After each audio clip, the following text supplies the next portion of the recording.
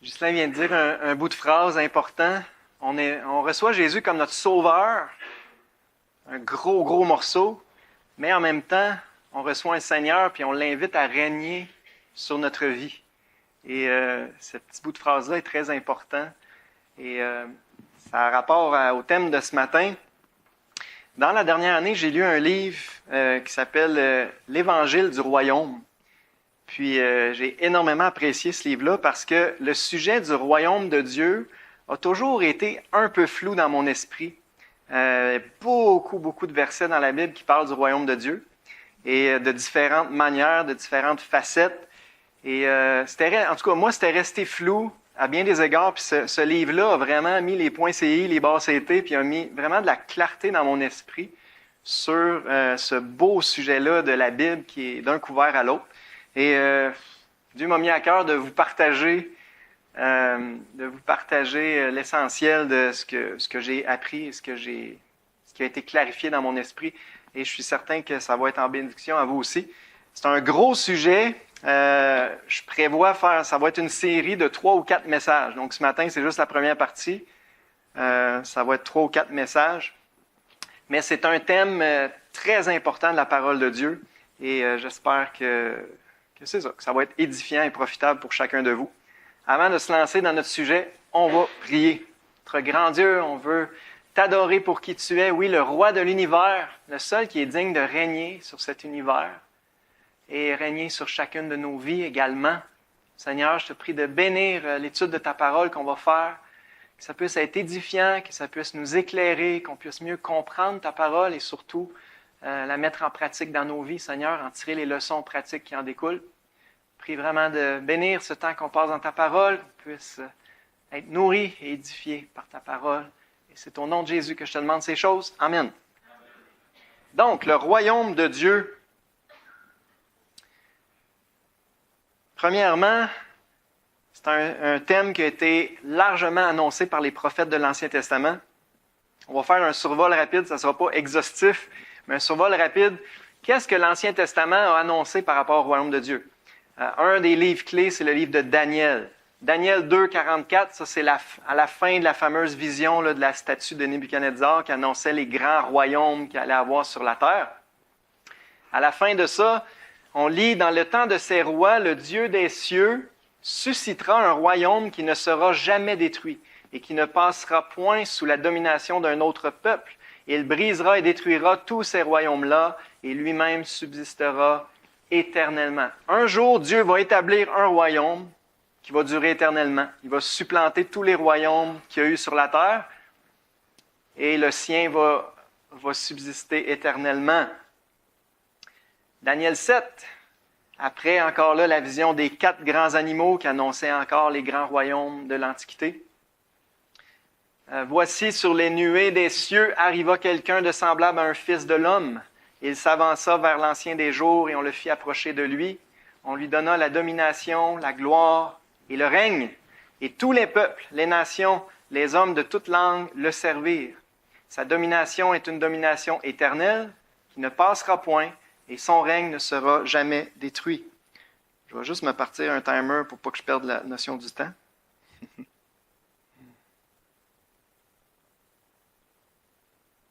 OK. Donc, la même idée, à la fin de l'histoire, Dieu va établir son royaume et c'est un royaume qui va subsister éternellement. Et là, on a un indice important supplémentaire, c'est un fils de l'homme qui va régner au nom de Dieu dans ce royaume-là à venir. Dans le même chapitre, Daniel 7, 27, « Le règne, la domination et la grandeur de tous les royaumes qui sont sous les cieux seront donnés au peuple des saints du Très-Haut. Son règne est un règne éternel et tous les dominateurs le serviront et lui obéiront. » Car là, le royaume de Dieu va être établi et une autre petite facette nouvelle, il va aussi être donné au peuple des saints du Très-Haut. Donc, le peuple de Dieu va régner avec lui ou partager ce règne-là, ce royaume-là qui s'en vient. Psaume 2, un psaume très important qui annonce le royaume de Dieu. C'est Dieu lui-même qui parle. Dieu dit, « C'est moi qui ai oint mon roi, sur Sion, ma montagne sainte. Vous savez que Sion, c'est synonyme de Jérusalem. Je publierai le décret. L'Éternel m'a dit, tu es mon fils. Je t'ai engendré aujourd'hui. Demande-moi et je te donnerai les nations pour héritage, les extrémités de la terre pour possession. Tu les briseras avec une verge de fer, tu les briseras comme le vase d'un potier. Dieu dit, j'ai oint mon roi et je vais te donner toutes les nations pour héritage, toutes les extrémités de la terre pour possession. Et c'est son fils lui-même, un autre vérité très importante qu'on découvre ici. Celui qui va régner au nom de Dieu sur la terre, c'est nul autre que celui que Dieu appelle son fils, dans le psaume 2. Alors oui, même dans l'Ancien Testament, le Fils de Dieu est là. Ésaïe, chapitre 2, il arrivera dans la suite des temps que la montagne de la maison de l'Éternel sera fondée sur le sommet des montagnes. Toutes les nations y afflueront. Des peuples s'y rendront en foule et diront, « Venez et montons à la montagne de l'Éternel, à la maison du Dieu de Jacob. Car de Sion sortira la loi, de Jérusalem la parole de l'Éternel. Il sera le juge des nations, l'arbitre d'un grand nombre de peuples. De leurs glaives, ils forgeront des hoyaux, de leurs lances, des serpes.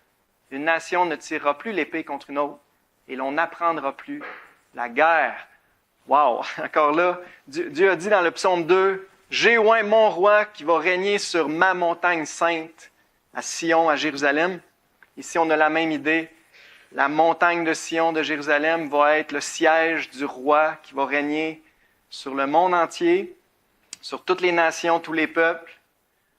Donc, beaucoup de détails sur ce royaume-là nous sont donnés. Puis, les caractéristiques de ce royaume-là, la justice, il va régner avec justice, il va être le juge des nations, des peuples.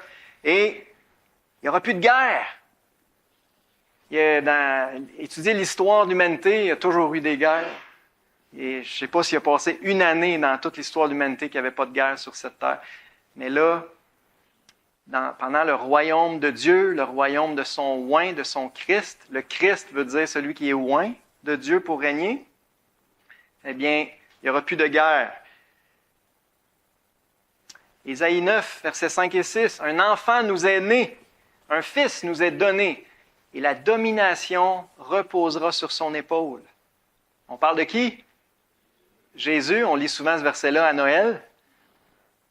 Mais cet enfant-là qui est né à Bethléem, il est destiné à régner. On l'appellera admirable, conseiller, Dieu puissant, Père éternel. Ce n'est pas un homme ordinaire. Prince de la paix. Donné à l'empire, regardez les mots qui sont là, donné à l'empire de l'accroissement et une paix sans fin au trône de David et à son royaume. L'affermir et le soutenir par le droit et par la justice, voilà ce que fera le zèle de l'Éternel des armées. Car là, cet enfant-là qui est né à Bethléem, il y a 2000 ans, est destiné à régner sur le monde entier, à relever le royaume de David. Et ça va être un royaume de justice et de paix, comme le monde n'en a jamais connu. La même idée dans Michée 5.1 qui annonce que le Messie devait naître à Bethléem. Et toi, Bethléem, Ephrata, petite entre les milliers de Juda, de toi sortira pour moi celui qui dominera sur Israël. Celui qui est né à Bethléem, il y a 2000 ans, doit dominer, régner sur Israël, et dont les activités remontent aux temps anciens, au jour de l'éternité. Il se présentera et il gouvernera avec la force de l'Éternel, avec la majesté du nom de l'Éternel, son Dieu.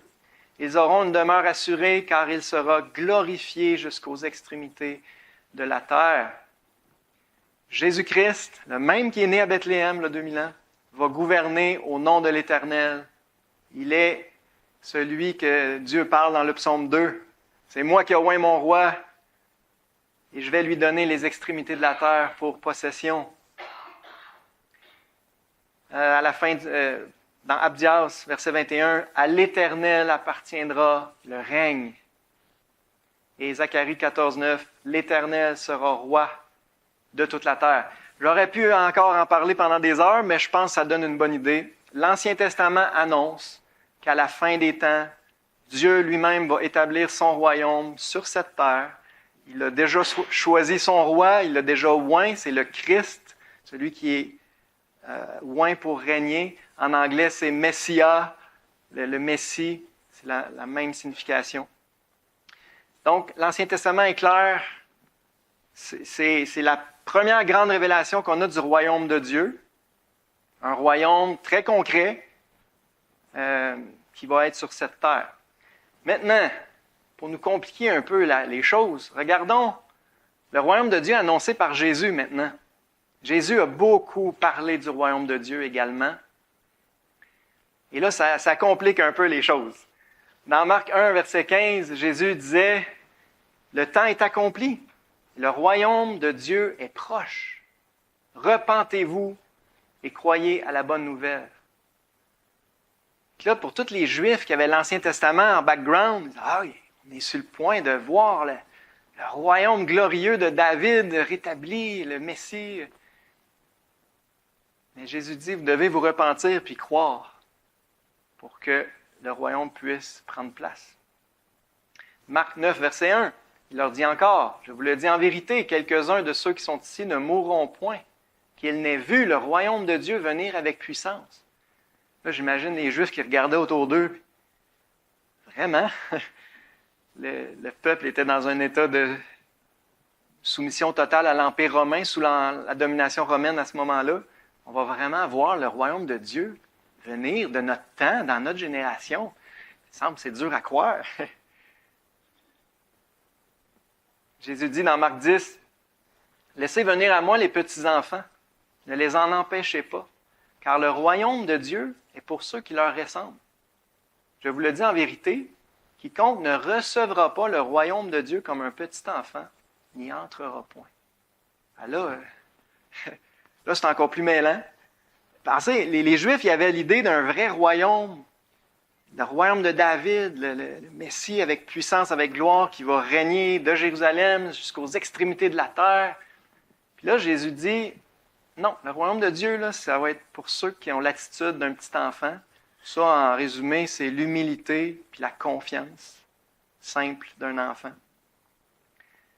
Puis, vous devez recevoir le royaume de Dieu avec humilité, avec confiance, comme un enfant, pour pouvoir y entrer.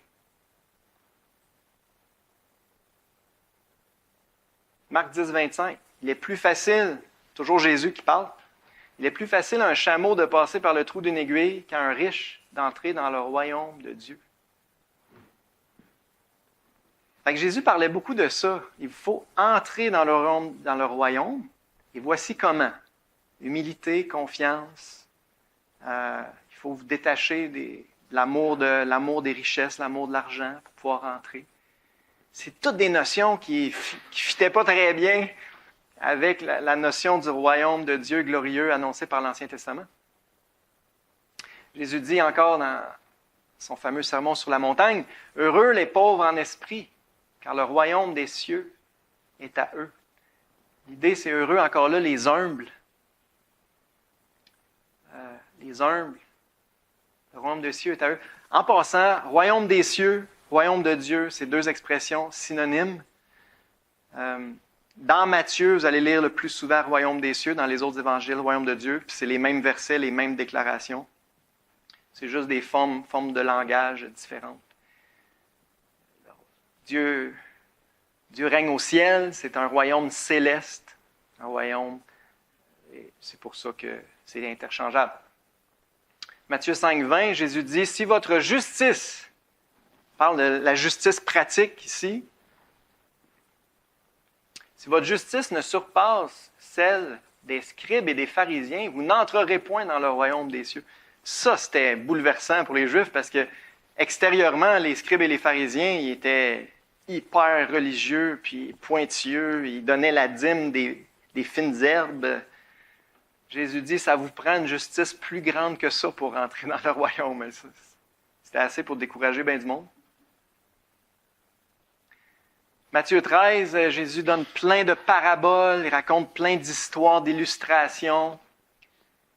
Et là, les disciples lui demandent, « Pourquoi leur parles-tu en paraboles? » Jésus leur répondit, « Parce qu'il vous a été donné de connaître les mystères du royaume des cieux, et que cela ne leur a pas été donné. » Il y a beaucoup de paraboles qu'on appelle les paraboles du royaume de Dieu.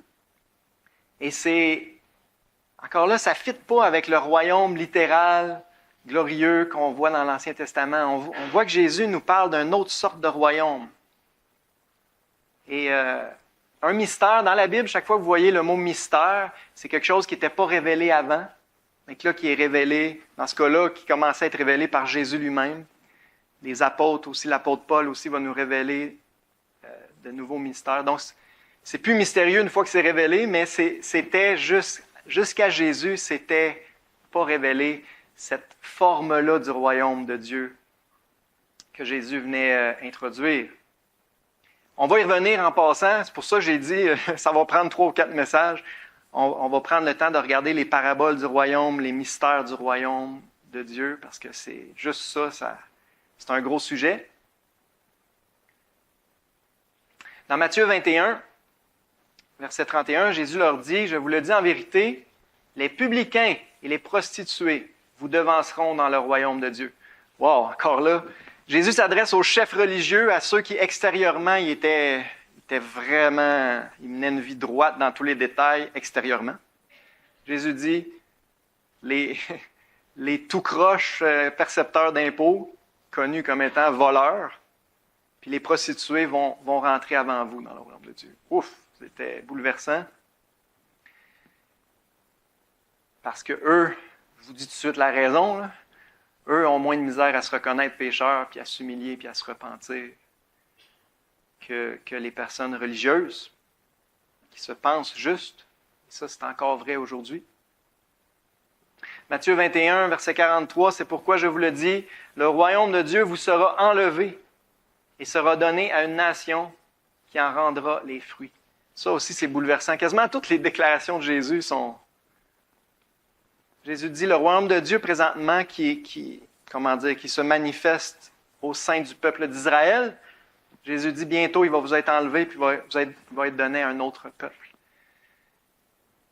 Ce peuple-là, bien sûr, c'est pas une nation ethnique, c'est le peuple, le nouveau peuple de Dieu, l'Église, le peuple des chrétiens.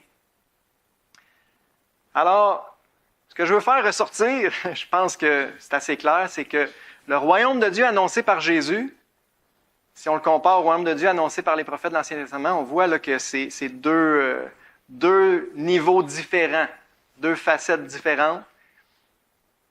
Et c'est ça qui fait que je disais au début que ça peut être confondant et ça peut être flou quand on met tous ces versets-là ensemble.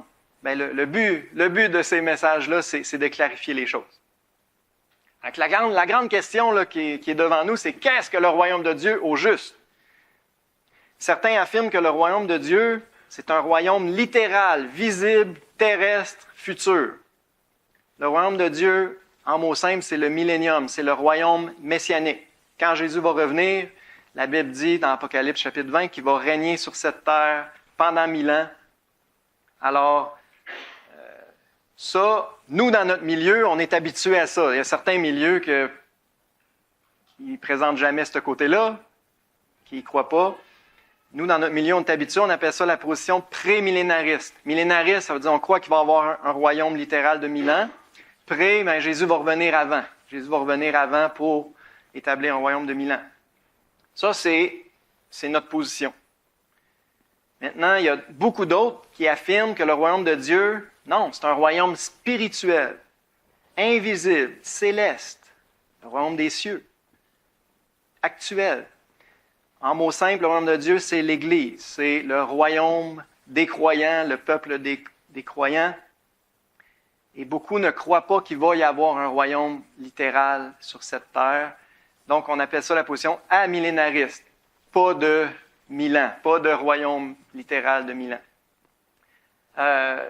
Les 2 positions sont très, très, très répandues. Je ne sais pas si c'est à peu près moitié-moitié, mais il y a beaucoup, beaucoup de chrétiens dans les 2 sens qui lisent la même Bible, mais qui arrivent à des convictions. Puis des vrais chrétiens, là. Je ne parle pas juste des faux, beaucoup de faux, mais parmi les vrais chrétiens, ça a toujours été un sujet de controverse, de division parmi les chrétiens depuis très longtemps. Justement, je vous ai mis un petit survol historique juste pour que vous ayez une idée de, à travers l'histoire, quelle position a été la plus répandue. Donc, c'est une citation de Henry Thiessen. Au cours des 3 premiers siècles de l'Église, le prémillénarisme était largement défendu. Là, j'ai mis le nom de plusieurs qu'on appelle des pères de l'Église. C'est des hommes qui ont laissé des écrits dans les premiers siècles. Papias, Barnabas, Justin Martyr, Tertullien, etc. À partir du 4e siècle, la croyance au millénium a décliné. Il y a eu un changement dans l'interprétation biblique, passant d'une herméneutique littérale à une méthode allégorique. On a eu justement l'année passée un cours d'herméneutique, ça c'est l'interprétation, comment interpréter la Bible. Eh bien, graduellement, les chrétiens sont mis à interpréter la Bible de plus en plus de façon allégorique ou spirituelle, au lieu de prendre les prophéties littéralement. Et ça conduit à l'amillénarisme. Les prédictions du royaume millénaire furent alors spiritualisées. Finalement, toutes les prophéties que je vous ai lues, là, qui viennent de l'Ancien Testament, ont été interprétées de façon spirituelle. Les réformateurs, donc Luther, Calvin, Zwingli, etc., les réformateurs au 16e siècle ont pour la plupart enseigné que l'Église était le royaume prédit. Donc, à peu près toutes les églises de la Réforme sont amillénaristes. Les luthériens, les calvinistes, les presbytériens, etc. Puis, au 17e et 18e siècle, on entendit de nouveau la voix du prémillénarisme. Donc, des hommes ont recommencé à voir les prophéties littéralement, puis à enseigner que non, il va y avoir un royaume littéral de 1000 ans à la fin des temps. Donc, grosso modo, le prémillénarisme était là au tout début, les 3 premiers siècles. Ça a presque disparu pendant très longtemps et c'est revenu depuis le 17e, 18e siècle. Et là, c'est beaucoup plus répandu depuis le 20e siècle. Donc, juste un petit survol. Mais ce qu'il faut retenir, c'est que l'Église a toujours été divisée sur ces sujets-là et c'est un des buts pourquoi j'aborde le sujet. Quand l'Église est divisée, là, c'est parce qu'il y a des bons versets des deux bords. Okay? C'est aussi simple que ça. Et certains choisissent de se concentrer sur un certain groupe de versets, regardez, c'est ça que la Bible enseigne, et d'autres choisissent de se concentrer sur un certain autre groupe de versets. Et souvent, les deux ont raison jusqu'à un certain point. Mais le défi comme chrétien, puis ça, en passant, c'est un principe qu'on devrait appliquer pour toutes les doctrines, tous les sujets bibliques. Il faut prendre tout le conseil de Dieu, il faut prendre tout ce que la Bible enseigne, puis essayer de mettre ça ensemble. Et souvent, il y a plusieurs facettes à un même sujet, une même vérité. Et il y a un défi pour nous de rester balancés. Et ça, c'est un sujet. Et dans beaucoup d'autres domaines, on a tendance à être débalancé. On choisit un camp contre l'autre. Mais la Bible est balancée. Il faut rester le plus possible balancé selon tout ce que la Bible enseigne. Rapidement, définition du mot royaume. Il y a 2 mots hébreux principaux traduits par royaume dans l'Ancien Testament, Malkut et Mamlaka, qui signifient soit royaume, règne, royauté. Souvent aussi, c'est traduit domination. Je n'avais pas de place sur mes lignes, je ne l'ai pas mis, mais domination, ça revient souvent aussi. Et il y a le mot grec basileia, qui est vraiment l'équivalent des 2 mots hébreux, royaume, règne, et quelquefois traduit autorité royale. Donc ça, c'est les mots. Maintenant, j'ai relevé la définition d'un expert. La signification primaire du mot hébreu, Malkut, dans l'Ancien Testament, comme du mot grec basileia dans le Nouveau Testament, est l'autorité et la souveraineté exercée par un roi. Donc, le mot royaume nous parle d'une autorité royale, d'un règne, d'une souveraineté exercée par un roi. Un basileia peut aussi être un domaine sur lequel un souverain exerce son autorité. Il peut aussi référer au peuple qui appartient à ce domaine et sur lequel l'autorité est exercée. Toutefois, ces derniers sont des significations secondaires.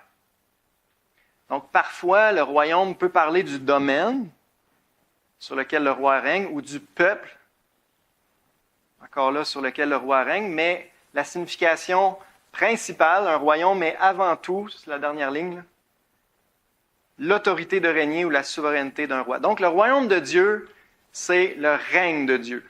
C'est son autorité de régner ou sa souveraineté.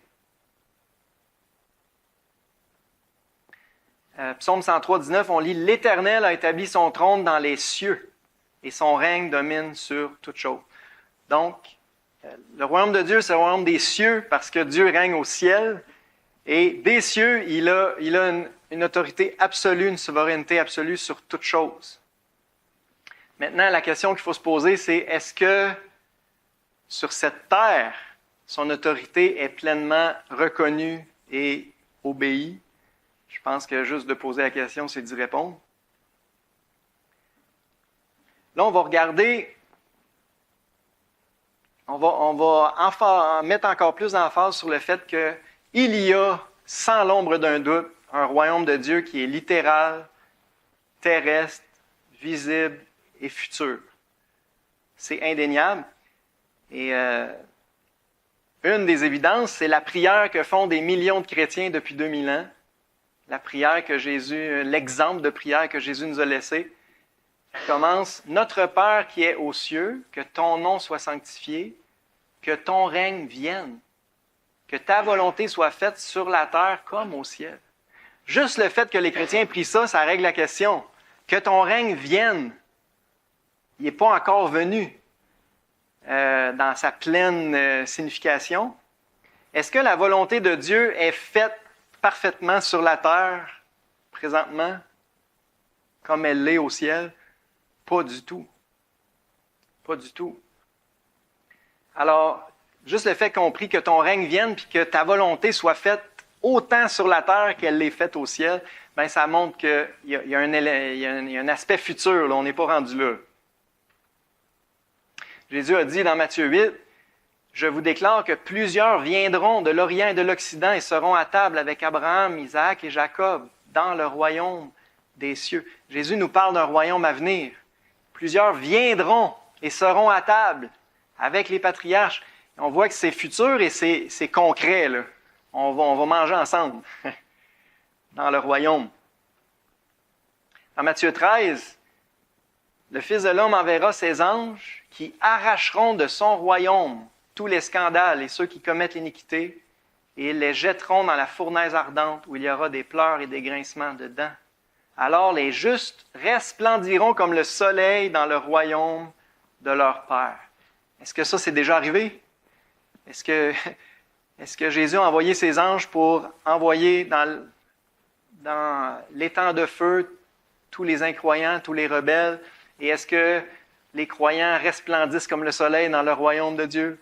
Non, ce n'est pas encore arrivé. Ça va se passer lorsque Jésus va revenir, justement, établir son royaume. Fait que c'est clair, c'est évident qu'il y a un aspect futur. Matthieu 25, « Alors le roi dira à ceux qui seront à sa droite, « Venez, vous qui êtes bénis de mon Père, prenez possession du royaume qui vous a été préparé dès la fondation du monde. » Est-ce que ça, c'est déjà accompli? Non, ce n'est pas accompli. Ça va s'accomplir quand le roi va revenir sur cette terre, établir son royaume. Après sa résurrection, Jésus est apparu à ses disciples pendant 40 jours. Hein? Puis là, on a un petit épisode dans Acte 1. Alors les apôtres réunis lui demandèrent, « Seigneur, est-ce en ce temps que tu rétabliras le royaume d'Israël? » Il leur répondit, « Ce n'est pas à vous de connaître les temps ou les moments que le Père a fixés de sa propre autorité. » Les apôtres étaient tous excités. « Hey, là, on sait que c'est toi le Messie, c'est toi le roi que Dieu a destiné à régner. Tu es ressuscité. Tu vas-tu l'établir, ton royaume? Tu vas-tu rétablir le trône de David? » Eux, ils avaient toutes les prophéties de l'Ancien Testament là, dans la tête. Jésus leur répond, « C'est pas à vous de connaître le temps et les moments. » Il leur a pas dit, vous êtes complètement dans le champ, il n'y en aura pas de royaume. Ce que vous avez lu dans l'Ancien Testament, il faut que vous le spiritualisiez. Non, c'est pas ça qu'il a répondu. Il a juste dit, c'est pas le temps tout de suite. Mais clairement, les disciples avaient raison d'espérer dans un royaume glorieux, encore futur. 2 Pierre 1, verset 11, Pierre écrit, « C'est ainsi en effet que l'entrée dans le royaume éternel de notre Seigneur et Sauveur Jésus-Christ vous sera largement accordée. » Pierre parle d'une entrée future dans le royaume. En gros, si vous avez la foi et vous êtes fidèle à votre Sauveur et Seigneur, ben, l'entrée dans son royaume va vous être accordée. Et c'est une facette encore future du royaume de Dieu. Apocalypse 5. Tu as racheté pour Dieu, par ton sang, des hommes de toute tribu, de toute langue, de tout peuple, de toute nation. Désolé, je manquais de place.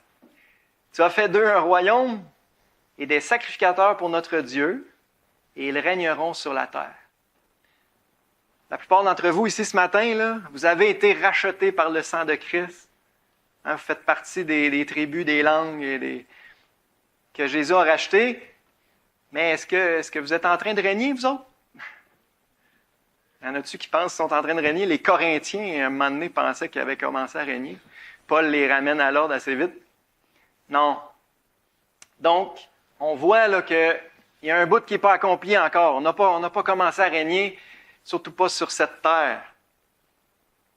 Mais c'est des rachetés de Christ dont il parle. C'est les chrétiens qui sont appelés à régner sur cette terre. Quand est-ce que ce royaume-là va être vraiment mis en place? Ben, le livre de l'Apocalypse répond clairement. C'est à la 7e trompette, au retour glorieux de Jésus-Christ. Apocalypse 11, 15, le 7e ange sonna de la trompette, et il y eut dans le ciel de fortes voix qui disaient, ça c'est vraiment une phrase importante, le royaume du monde est remis à notre Seigneur et à son Christ, son oint, celui que Dieu a oint pour régner. Et il régnera au siècle des siècles. Donc, c'est clair comme de l'eau de roche. Il y a un royaume futur, littéral, glorieux, c'est le royaume du monde, de la terre actuelle, qui va être remis à celui que Dieu a oint pour régner. Psaume 2. Au retour glorieux de Jésus-Christ, il va prendre possession de son règne, il va faire de la terre le royaume de Dieu, parce qu'il va régner avec le nom, la majesté de l'Éternel lui-même. Donc, c'est indéniable. Donc, on voit que la position amillénariste, de dire il n'y en aura pas de royaume littéral, attendez pas ça, c'est juste un royaume spirituel actuel dans l'Église. Désolé, mais il passe à côté de beaucoup de versets très clairs qui, oui, il va y avoir un royaume littéral. Maintenant, il y a beaucoup de prémillénaristes qui, en prenant position justement pour défendre le royaume littéral, qui vont à peu près nier l'existence d'un royaume de Dieu spirituel actuel dans l'Église. Et ça, personnellement, je pense que c'est une autre erreur. Le fait qu'il va y avoir un royaume millénaire sur cette terre littérale ne veut pas dire qu'il n'y a pas aussi un royaume spirituel actuel. Puis ça, je dirais, c'est la partie qu'on est beaucoup moins familier parce qu'on met moins l'emphase là-dessus. Mais la Bible en parle beaucoup, puis c'est le but, un des buts de cette étude-là, c'est d'essayer d'arriver à une position plus balancée. Le royaume de Dieu, c'est aussi une réalité spirituelle actuelle. Et ça aussi, c'est indéniable. Luc 17, versets 20 et 21. Les pharisiens demandèrent à Jésus quand viendrait le royaume de Dieu. Encore là, les pharisiens avaient la conception d'un royaume littéral. Jésus leur répondit, le royaume de Dieu ne vient pas de manière à frapper les regards. On ne dira point, il est ici ou il est là. Car voici, le royaume de Dieu est au milieu de vous. Jésus dit clairement, il y a un autre royaume de Dieu qui ne frappera pas les regards. Puis il est au milieu de vous. Dans la personne du roi, Jésus lui-même était là pour leur offrir le règne de Dieu. Rappelez-vous que le royaume, c'est le règne de Dieu, son autorité souveraine. Matthieu 12, verset 28. Jésus dit, « Si c'est par l'Esprit de Dieu que je chasse les démons, le royaume de Dieu est donc venu vers vous. Jésus dit, il est au milieu de vous, là, il vous est offert là. Dieu vous offre d'entrer dans son royaume là. C'est ça que Jésus prêchait. Pourtant, il ne s'est pas présenté comme un roi très puissant et glorieux. Hein? Matthieu 6, 33, Jésus dit, « Cherchez premièrement le royaume et la justice de Dieu, et toutes ces choses vous seront données par-dessus. » C'est un des enseignements qu'il a laissé à tous ses disciples. Cherchez premièrement le royaume de Dieu. On voit qu'il y a un aspect présent. C'est maintenant, c'est aujourd'hui qu'on doit chercher le royaume de Dieu et prioriser le royaume de Dieu. Ce n'est pas juste une espérance future. Jésus a dit dans Jean 18, « Mon royaume n'est pas de ce monde. » Car là, on a vu qu'il va régner sur le monde entier, sur la terre entière. Mais Jésus, lors de sa première venue, a vraiment mis l'emphase. Le royaume que je vous offre, le règne de Dieu que je vous offre, n'est pas de ce monde. Ça, c'est un des versets, moi, qui m'a toujours fait beaucoup réfléchir. L'apôtre Paul écrit dans Romains 14, verset 17, « Le royaume de Dieu, ce n'est pas le manger et le boire, mais la justice, la paix et la joie par le Saint-Esprit. » Ça ne peut pas être plus clair. Okay? Il y a une forme du royaume de Dieu qui est pas un royaume terrestre, littéral, glorieux. Il y a une forme du royaume de Dieu qui est le règne de Dieu par le Saint-Esprit sur nos vies, qui produit la justice, la paix et la joie. Le royaume de Dieu, c'est le règne de Dieu. Et Dieu veut régner. Il ne veut pas seulement régner sur ce monde, sur cette terre, littéralement, un jour, il va le faire, mais il veut aussi régner sur nos vies, présentement, par le Saint-Esprit. Acte 8, 12. Quand ils eurent cru à Philippe, qui leur annonçait la bonne nouvelle du royaume de Dieu et du nom de Jésus-Christ, hommes et femmes se firent baptiser. Beaucoup font une distinction que la bonne nouvelle du royaume, c'est un autre évangile complètement que l'évangile de Jésus-Christ, qu'on prêche, nous, aujourd'hui. Moi, je ne fais pas cette distinction-là parce que c'est très clair dans ce verset-là, c'est la même bonne nouvelle. Ici, c'est dans la même phrase, la bonne nouvelle du royaume de Dieu et du nom de Jésus-Christ. Et c'est cet évangile-là que les gens, ça c'est à Samarie, je pense, ont cru, ils ont été baptisés. Donc, c'est l'évangile qu'on prêche encore aujourd'hui, la bonne nouvelle de Jésus-Christ, de la grâce de Dieu, par la foi en Jésus-Christ, est appelé aussi l'évangile du royaume dans bien des versets. L'apôtre Paul, même affaire. Paul parle de son ministère, il dit « Le ministère que j'ai reçu du Seigneur Jésus d'annoncer la bonne nouvelle de la grâce de Dieu. » On connaît cet évangile-là, on en parle à chaque dimanche. Et maintenant, voici, je sais que vous ne verrez plus mon visage, vous tous au milieu desquels j'ai passé en prêchant quoi? Le royaume de Dieu. Encore là, Paul, c'est quoi qu'il prêchait? Il prêchait la bonne nouvelle de la grâce de Dieu, mais il prêchait aussi le royaume de Dieu. Puis, grosso modo, là, c'est le même message, c'est le même évangile, dans des termes différents. Fait qu'on voit encore là, dans ces versets-là, qu'il y a un aspect du royaume de Dieu qui est intrinsèquement lié à l'évangile de la grâce, qui est prêché par les chrétiens actuellement. On invite les gens à entrer dans le royaume de Dieu dès maintenant, comme Jésus faisait quand il était sur cette terre. Ça, c'est un des versets les plus clairs. Aussi, Paul écrit dans Colossiens 1, Dieu nous a délivrés de la puissance des ténèbres, on pourrait dire du royaume des ténèbres, le règne, la domination des ténèbres, et nous a transportés où? Dans le royaume de son Fils bien-aimé, en qui nous avons la rédemption, le pardon des péchés. Paul présente ça comme quelque chose qui s'est passé le jour de notre salut, le jour de notre conversion à Jésus-Christ. Dieu nous délivre du règne des ténèbres, de la domination des ténèbres, puis il nous transporte dans le royaume de Jésus-Christ, le royaume de son Fils bien-aimé. Il nous place sous le règne du roi légitime. Donc, c'est clair ici que ça se passe le jour de notre salut, le jour de notre conversion. C'est le jour qu'on entre. Jésus parlait beaucoup d'entrer dans le royaume, qu'il nous faut entrer dans le royaume de Dieu. Bien, c'est le jour de notre conversion à Jésus-Christ qu'on rentre dans le royaume. 1 Pierre 2,9, vous, au contraire, vous êtes une race élue, un sacerdoce royal. Ça aurait pu être écrit un royaume de sacrificateurs. Vous êtes, Pierre dit, un royaume de sacrificateurs. Une nation sainte, un peuple acquis, afin que vous annonciez les vertus de celui qui vous a appelé des ténèbres à son admirable lumière. Il y a un aspect présent.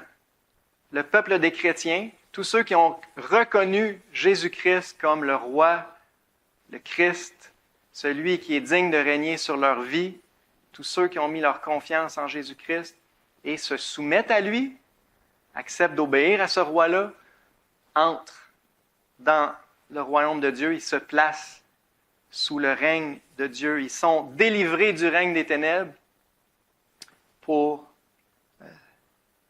se placer sous le règne de Dieu. Donc, il y a très clairement un aspect spirituel, actuel dans l'Église.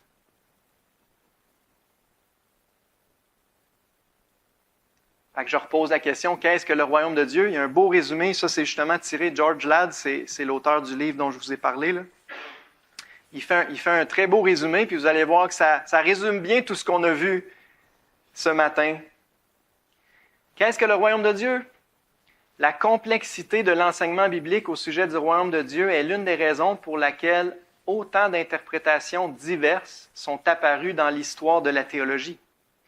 Des versets isolés peuvent être cités pour soutenir la plupart de ces interprétations. Je vous l'ai dit tantôt, il faut faire attention à ça, de ne pas juste choisir un groupe de versets puis d'en ignorer d'autres. On peut soutenir à peu près toutes les interprétations si on choisit nos versets. Hein? Le royaume est une réalité présente, mais aussi une bénédiction future. Il est une bénédiction spirituelle, rédemptrice intérieure, qui peut être expérimentée seulement par la nouvelle naissance. On va en parler dans quelques instants, c'est vraiment un point important. Mais il inclura aussi le gouvernement des nations du monde. Le royaume est un domaine dans lequel les hommes peuvent entrer maintenant, mais c'est aussi un domaine dans lequel ils entreront demain. C'est à la fois un cadeau de Dieu qui sera donné par Dieu dans le futur et un cadeau qui doit être reçu dans le présent. De toute évidence, aucune explication simple, on pourrait dire simpliste, ne peut rendre justice à une telle variété d'enseignements riches et diversifiés. Je trouve que c'est un beau résumé. Il y a vraiment plusieurs facettes au royaume de Dieu. C'est ça la principale chose qu'il faut retenir ce matin. Et c'est pas correct de juste choisir un camp au détriment de l'autre. Il faut reconnaître qu'il y a différentes facettes. Et on va passer à travers ça en détail là, dans les prochaines rencontres aussi. Une chose qu'on peut... sifflote. Le temps passe vite. Ça va peut-être être 4 ou 5 finalement. Je vais arrêter là. Parce que, ouais, il m'en reste au moins pour 15 minutes. Fait qu'on va arrêter là. Alors, c'est à suivre. Mais j'espère que... Là, ce que j'aime pas, c'est que j'ai pas dit... je vais au moins finir avec ça. Une question personnelle, c'est important, là. Êtes-vous certain d'être entré dans le royaume de Dieu? On vient juste de dire qu'il faut rentrer maintenant.